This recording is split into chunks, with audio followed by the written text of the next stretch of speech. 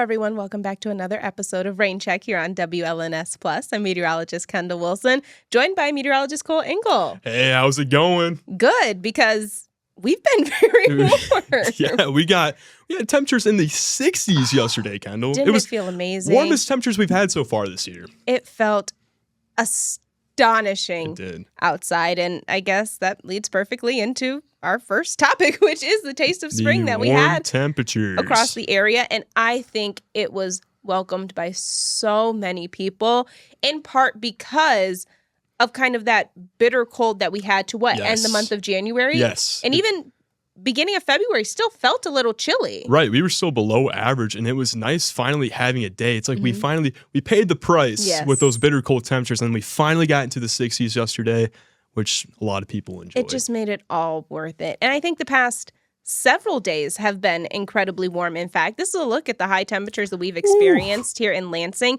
just in February alone. And you can see for the first, 8, technically 9 days in February, we were either at or below average. Yep. Then we kind of turned a corner and we were in the low 40s and low 50s. Slowly just started climbing up more and more. And it just felt, again, I'm going to keep saying it. It felt amazing. Yeah. That high temperature that we saw on the 17th, 56 degrees, tied the record high temperature for that day. And then on Wednesday, the 18th, we were 2 degrees shy of the record. Oh. So it was still incredibly warm, incredibly nice. It just was amazing again. And there was a few communities off to the south. I think like Coldwater and Jackson, they actually did get to 65 degrees. So it felt amazing. Yeah, except I wasn't here. No, you I was weren't. up Cole north. was not here. And it was a whole different story up north. It felt like the month of April in Lansing. But if you were north of Clinton County, it did not feel like that at all. Check out the high temperature we had on Wednesday for Mount Pleasant. Only 40 degrees. Yeah, just a matter of, 10 miles, I think it was. It was in the low 40s, and then it got into the low to mid 60s, just right there. So the front just kind of sat there. Yeah. And then eventually it moved off to the east, but it's still off to the north. They stayed pretty cold versus what we got to. And even Lansing to Mount Pleasant, that's like almost a 20-degree difference. Right.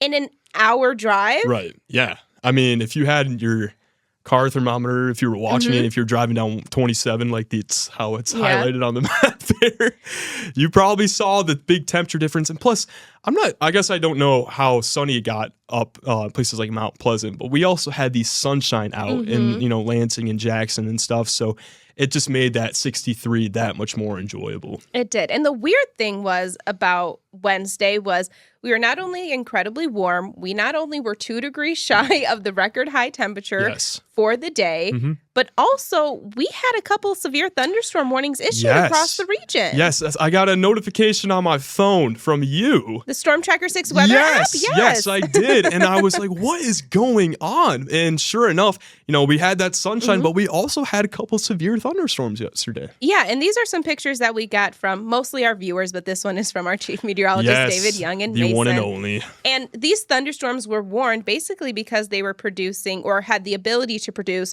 quarter-size hail. Right. That's an inch in diameter. Doesn't seem like much, but in terms of hail, that prompts a severe thunderstorm warning. So you can see that hail just covering David's driveway. Yeah. This picture from Jan over in Okemos, again, that hail a little bit more sparse than what it looked like David saw. Yep. But still, you got penny-sized hail in that area. And for the middle of February, just not very common at all. No. So I did some research. I did some digging. The last time that we had a severe thunderstorm warning in mid-Michigan in February was back in 2019. Oh, wow. So again, we had abnormal warmth. And then also this is fairly abnormal for us to see this time of year. Yeah. No, and even though we didn't hit quite a record on Wednesday, it was very warm. And then we had these thunderstorms. It just felt like in a entirely different season. Yeah, check out this video. This almost looks like snow if you just kind of clip out the bottom there. Yep. The rate that it's falling in, Kim and Dansville, you could see that hail is going all along the path, it looks like, in front of our house. It's covering the grass. That is something you would not want to be standing outside in.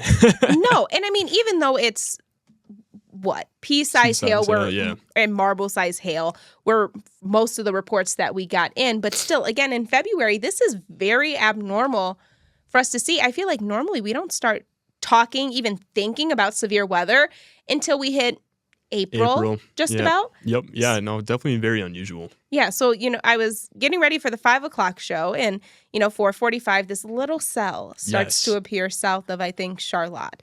Yeah. And I was like, oh, well, and I said to Jorma Duran, our 5 o'clock anchor, I was like, oh, that's a little weird, because transparently, I didn't have rain in the forecast yesterday evening. And so I was like, oh, that's a little odd. And then the storm just grew. It went south of Lansing. We got reports of hail. Severe thunderstorm warnings were issued in Ingham and Livingston County for us, then a warning in Oakland County. That's technically outside of our coverage area. But still, for February, this is really impressive. Yeah, it blew up quick. Yeah. I went back because, like I said, I got the notification on my phone. And I went and looked at my radar, and just within an hour, it went from nothing to the severe thunderstorm warning. And then I went back and looked at the satellite, and it was really interesting to see how it was just clear all over mid-Michigan. And then suddenly there was that little cloud, and it just blew off. It was really, really neat. But yeah, that was... And those storms were moving very quickly. I think they had a rate of 50 miles per hour. Wow. So they raced through the area.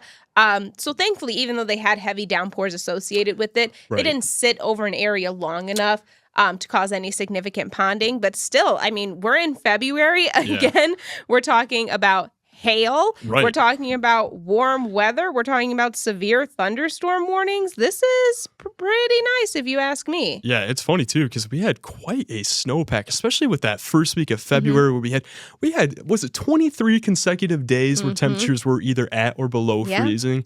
And we had all this snow, and then we had the temperatures in the 50s and 60s, and we melted all the snow, but then it was briefly covered again in some ice from the hail that we had yesterday. So very interesting.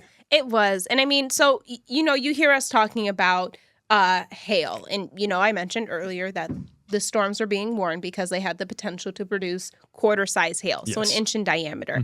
The reason why we kind of reference hail into objects that we typically see in our everyday life is just so that you all at home, when we're telling you about it, you have something to compare it to. Because if I say that hail could be an inch in diameter, I know a lot of people are going to be like, okay, Kendall, what does that mean? What does that mean? That doesn't sound like a lot. But when you think about a hailstone that's pretty thick and the size of a quarter, as it's falling down, it's falling at a pretty good rate because you have the downdraft from the thunderstorm as well, just the winds going out of the thunderstorm down to the ground, essentially.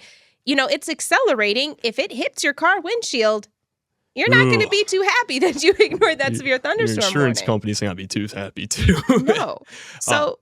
we go through these hail sizes, non-severe category. That's your pea, marble, penny, nickel size hail, which is what we were kind of seeing for most of our Wednesday. And that's usually what we see generally for the whole year. It's pretty rare that we get large hailstones in mid-Michigan. Yeah, there was a situation, I think, last year in May, very odd system. We were looking at, the potential for tornadic activity.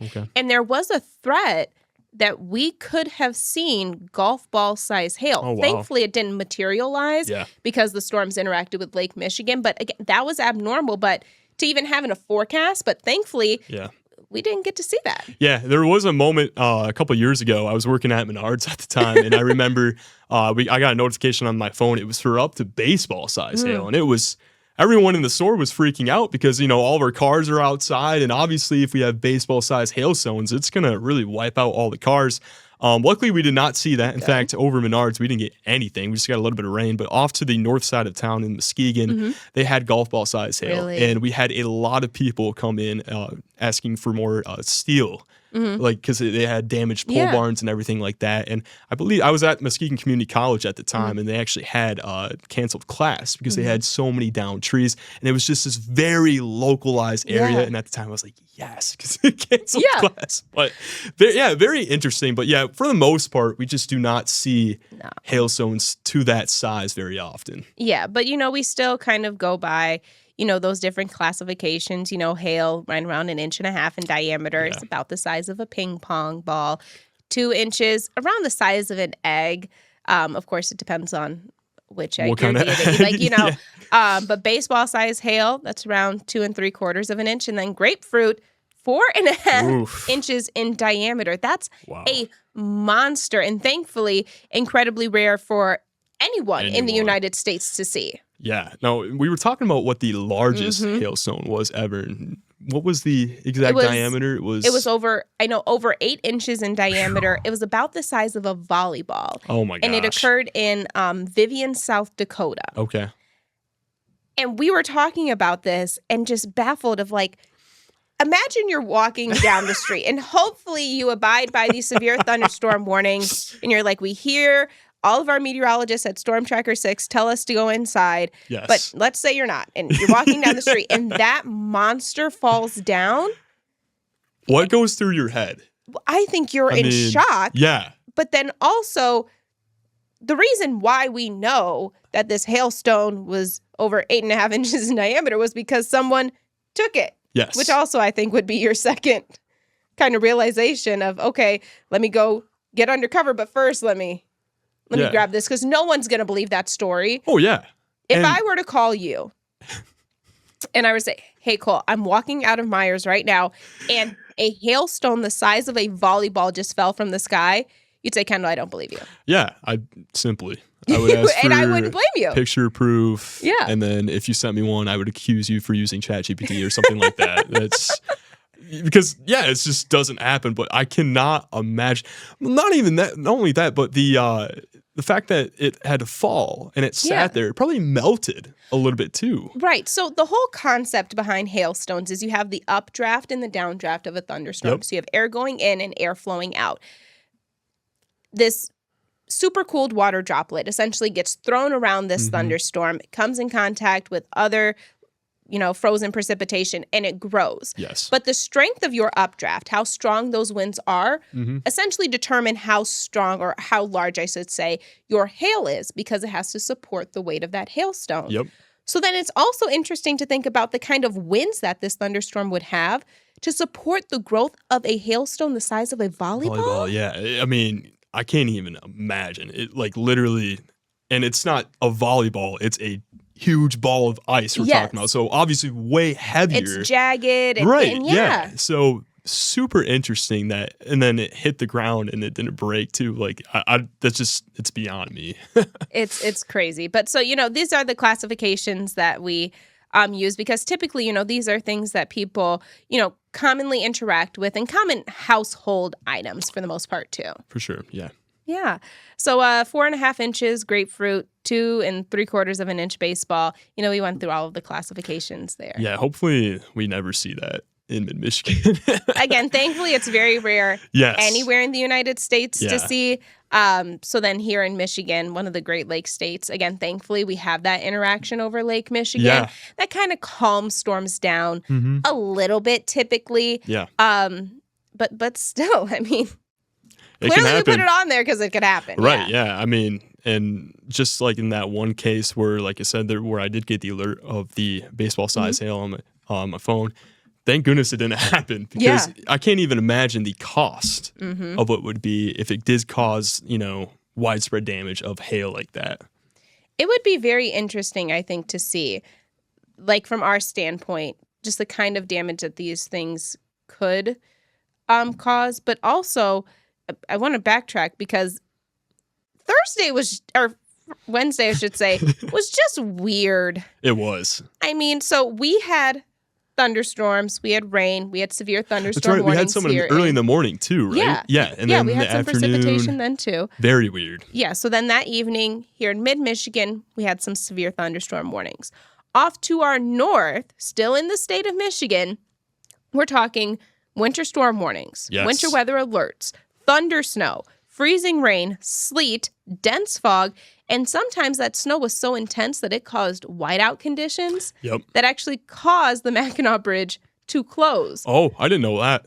Wow. Yeah. So over the entire span of just our state alone, we saw every season, which I know we joke about that being Michiganders, like, oh, you get all 4 seasons in one day, but we literally saw all 4 seasons. Yeah. I remember I had an alert for northern Michigan too.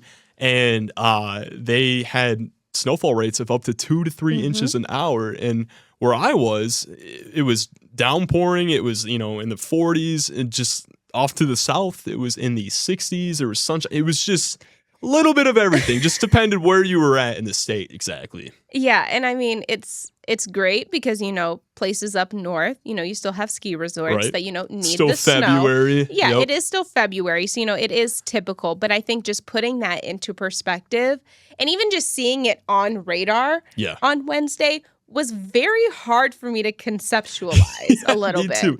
Yeah, as soon as I got the alert on my phone, I was like, is this like real? Was this a mistake? Real life that because like I said, there was no, we didn't expect that to happen at all. There was really no signs to indicate that we would have a thunderstorm that would reach, severe criteria. And I mean, the winds in the thunderstorm, thankfully, weren't even that strong. Yes. I don't even think I saw a report from the National Weather Service. So the winds otherwise were, just toss them away. They weren't notable. Yep. But just the hail itself was, a little odd for us to see. I know I keep saying it, but you have to understand, I'm still kind of like, okay, what happened? Yeah, I'm sure it caught so many people off guard, especially if you were driving in it or anything like that. And then you said how it moved so quickly. So as soon as it came into the area, it moved out just as fast. Yeah, but the reason those thunderstorms were able to pop up, of course, once we actually get into spring, summer, severe weather season,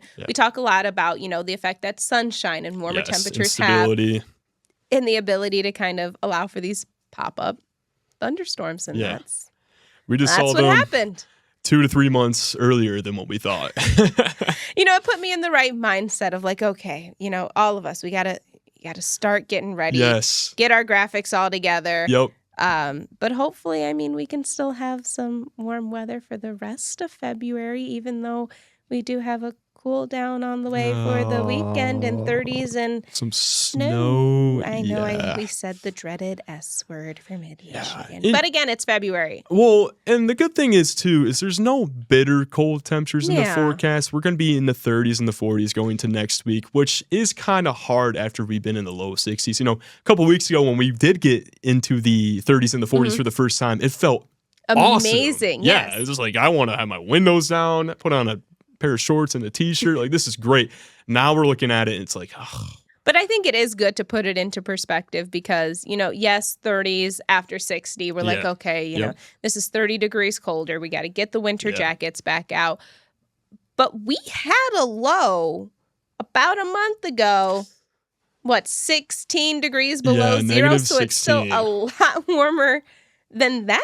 We got to look at stuff like that for sure. And one of the nice things too is living in Michigan, if you enjoy the 4 seasons, it definitely humbles us quite a bit with these colder temperatures. So when we do get, just above freezing, we can appreciate that so much more. And you can see Florida, for example, they got really cold. They had snow a couple weeks ago. And that to them is unbelievable. And they had their temperatures in the low to mid 30s and, they're freaking out about that. But to us, we're like, bring that here. You're like, sure, come on. Yes. But I do think this winter season has just been very interesting. You want to know my favorite thing? I shouldn't say favorite, but the funniest thing on my timeline when Florida gets below freezing, the falling iguana. Yes, the falling lizards. I see that. It's almost like every year at this point. But people, they come across these iguanas, and it's so cold that the iguanas are essentially, stunned, so they fall out of the tree. So there was this one guy, he picked up the iguana, and he's, cuddling it on the side of the road because he's trying to warm it up. I didn't see that. But there's, falling iguana alerts that, certain stations, certain meteorologists down there will issue. Yeah. And I guess for me, I'm always thinking, oh, Kendall's outside on a morning walk, and all of a sudden... Yeah. An iguana's in my hair. Yeah. No, that's a possibility there. But it's kind of nice, too, that they do poke fun at it. The falling iguanas thing, even though that does happen, the fact that the meteorologists down there actually make, alerts for it is kind of silly. And the iguanas are fine at the end of the day. They warm right back up in the Florida sunshine and everything. So it's not too bad. Exactly. By any means. Yep. So I also wanted to talk about, since we have been so warm over the course of the past few days, that's normally when we start to think about the potential for ice jams. Yep. Because, we were below freezing for so long. What, 23 days? 23 days. Consecutive days, I should say. Yep. Where we were below freezing. And then now we're just blossoming into these warmer temperatures. But you also have to think about the effect that that's going to have on ice in any of our local rivers or streams. Yeah, you think about the Grand River. I mean, it's been able to build a lot of ice over those 23, not even those 23 days, but it's just been overall a pretty cold winter. So adding that 23 days to it, it's really allowed the ice to just really thicken up. So when we do have a warm up, it makes this ice jam a lot more worse than what it is in probably other years. Yeah, so basically what happens is that, like Cole said, you have that thick ice, and then you warm our temperatures up. It causes that ice to break apart, and naturally that ice flow will push downstream. Yep. The problem that you have then is that then those big chunks of ice will get caught in river bends or near bridges or narrow points in any of the rivers or streams' path. And once that happens, they just kind of pile up on top of one another, and they create that ice jam or kind of that blockage, and then the water can't go anywhere other than to span out of the river and then cause, unfortunately, some flooding. Flooding, yeah, definitely not a good sign for people that live along rivers and stuff, especially for this time of year. No, but thankfully, because this year we weren't just above freezing for our highs and our lows. So we were above freezing for highs, and then at night we cooled down below freezing. So it was kind of that gradual warm up that we saw that prevented this from happening, thankfully. Yeah. But, a few years ago, back in 2019, the city of Portland, not so lucky. They did experience an ice jam. Oh, really? Okay. Yeah, and residents nearby the Grand River, I have here about 50 people, were forced to evacuate because of some of the flooding. Like, it was a huge event that they saw there, and thankfully, we didn't see that this year. I actually have a quote in here from the National Weather Service because they did talk about this. Yeah. And they just said, again, the slow and steady warming that occurred likely caused the ice to lose around 50% of its strength, reducing the risk for ice jams. Okay. We still have a lot of winter to go through, however. So it doesn't mean we're completely out of the clear. Should we get another blast of Arctic air or somehow build that ice right back up and then go through another thaw? It's possible. It's still possible. Yes. But I think the fact that we're breaking up ice now is always definitely a good thing. And not only that, but the forecast for the next week or two is very encouraging because, it's like what you were saying. We do have our temperatures in the mid to low 40s, so they will be rising, but then they will be dropping as the lows drop below freezing. But it will be a very gradual warm up, and we don't really have any signs. There's nothing really pointing that we're going to have another Arctic block. I don't want to say that. I don't want to jinx it. Knock on wood right now, Cole. So I guess if we do have another one, you can just blame it on me. But I will. I don't want to say it again to jinx it, but again, it just the trends are very encouraging, we can say. One thing, too, that's solid is as we go later, the sun angle is rising. Our temperatures, our average high temperature, I think it's, 34 35 degrees. I think, yeah. That's going to keep going up. So the likelihood that we will see an Arctic blast, I should say, is becoming less and less likely. I can't say that we're not going to have another one. No, but I think just winter in general this year has been very humbling. We didn't have a whole lot of, big snowstorms, big winter storms, but it was just those little bits of snow and those blasts of Arctic air that really kind of made me be like, okay. Yeah. All right. This is getting to be a little bit too much. And we had, we were, one of the episodes we were talking about how, just having that little bit of snow, but when the temperature's that cold, road crews can't do anything about it. So it just makes it that treacherous. And there was a stretch like for a week where they were just having accident after accident on the major highways. Right. Because it's once we get below 15 degrees that salt is ineffective. Right. It does not work to the point where, like you said, we were below that mark for a while to where Lansing, the city of Lansing, since we were going through a salt shortage, they said, why waste the salt that we are already kind of short on? Yep. We're not going to plow. And we just kind of had to wait for everything to warm back up. Yeah. And once it did, it finally, those first few days, even once we started getting like mid 20s, upper 20s, the roads, they just got so much better. And it was so much nicer to just drive to work and not have to worry about your life because the roads are so bad. But luckily, like, that's past us. So Yes, thankfully. It is. I'm pretty sure everyone at home is just like, yeah, it's never good to worry about your life on the roadways. No, absolutely I not. hope that's not a common occurrence No. for you outside of winter. But for that week, yeah, it was scary. I can understand that. But I will say, I do appreciate kind of the gradual warm-ups that we've been able to have over the course of the past several days. Like the National Weather Service said, it is kind of a steady, slow warm-up that we saw. We didn't go from 32 to 60 in one day. Right. Yeah. It was very gradual. We got into the 40s, the 50s, and then eventually the 60s. It wasn't just 30 degrees one day and then boom, it was 60 the next. And then we dropped back down into the 30s. It was because even this week, like, our temperatures were in the 50s today, this Thursday, and then tomorrow they start in the 40s, drop slowly into the 30s, and then we're just kind of, in the 30s for the weekend. Just settling. Nothing too crazy, but yeah, you can see it right on there. Our temperatures did not really just boom, spike up. No. It was just gradual. A very gradual warm up. And like you mentioned, yes, we do have 30s in the forecast, but it's not a lot. I still think in general over the course of the next 12 days, I think 8 or 9 of them are above freezing for highs. Right. And we got to remind ourselves, too, it's February. Yeah. And like we were saying, the average high temperature this time of year is 34 degrees. So if we're in the upper 30s or low 40s, we're still above average. So I do think it's just hard now, you see 52, 56, 56 with the star by it, which means we tied the record, and 63 once we have to update this. Yeah. And then show what's going to happen over the weekend. Yeah. It's going to be a little different. It definitely wasn't like, we got to 60 degrees in January, but that was very early in the morning. It was a couple hours. We had several days where we were just way above average, and we had plenty of sunshine too on top of it. So it just felt so much nicer, but it's going to get cold again. It was very weird for me the first kind of day of above normal temperatures that we had.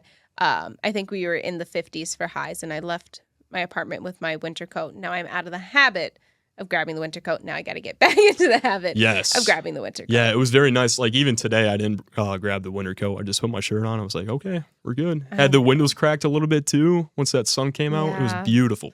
I know it was very weird for me to try and like find my sunglasses in my purse too. Yeah. And just break them out. But I mean, it was nice. I can't complain. Yeah. Hopefully we keep the sunshine, even though it is getting colder. The sun just makes it better, though. It does. And the days are getting longer, too. I think, going into the second week of March, our sunsets are past 7 p.m. Okay. So it's a little wins. We're almost there. Yeah. And we are almost done with this episode of Rain Check. Again, we really appreciate you all joining us, and we hope that you join us next time here on Rain Check on WLNS+. See you around.